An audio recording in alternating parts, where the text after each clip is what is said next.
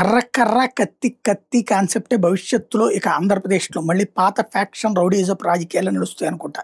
తాజాగా అనంతపురం జిల్లా తాడిపత్రి పట్టణంలో టీడీపీ నేత మున్సిపల్ చైర్మన్ జేసీ ప్రభాకర్ రెడ్డి మరోసారి వీరంగం సృష్టించారు. పట్టపగలు అందరూ చూస్తుండగా వైఎస్ఆర్సీపీ నాయకుడి మీద తన అనుచరులతో దాడి చేయించి తీవ్రంగా గాయపరిచాడు.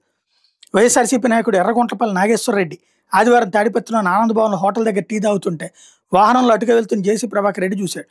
వెంటనే వీడిని ఎందుకురా ఇంతవరకు వదిలేశారు అంటూ అనుచరులు రెచ్చగొట్టారు. దీంతో రవీంద్రారెడ్డి, యాసిన్, బద్రి, విష్ణు, శేఖర్తో పాటు సుమారు 10 మంది జేసీ అనుచరులు ఇనపరాడ్లతో నాగేశ్వరరెడ్డి మీదకు దూసుకెళ్లారు.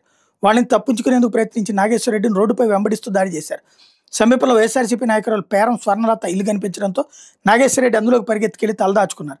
జేసీ అనుచరులు అక్కడి నుంచి వెళ్ళిపోగానే పేరం అమర్నాథ్ రెడ్డి స్థానికులతో కలిసి బాధితుని స్థానిక ప్రభుత్వ ఆసుపత్రికి తీసుకెళ్లి చికిత్స చేయించారు. విషయం తెలుసుకున్న పోలీసులు ఆసుపత్రి దగ్గరికి చేరుకుని దాడి వివరాలు ఆరా తీశారు. జేసీ ప్రభాకర్ రెడ్డిపై పోలీసులు చర్య తీసుకుంటారన్న నమ్మకం మాకు లేదు అంటూ కేసు పెట్టడానికి కూడా బాధ్యత నిరాకరించాడు. మరోవైపు నాగేశ్వరరెడ్డిని వైఎస్ఆర్సీపీ మాజీ ఎమ్మెల్యే కేతిరెడ్డి పెద్దారెడ్డి ఫోన్లో పరామర్శించారు.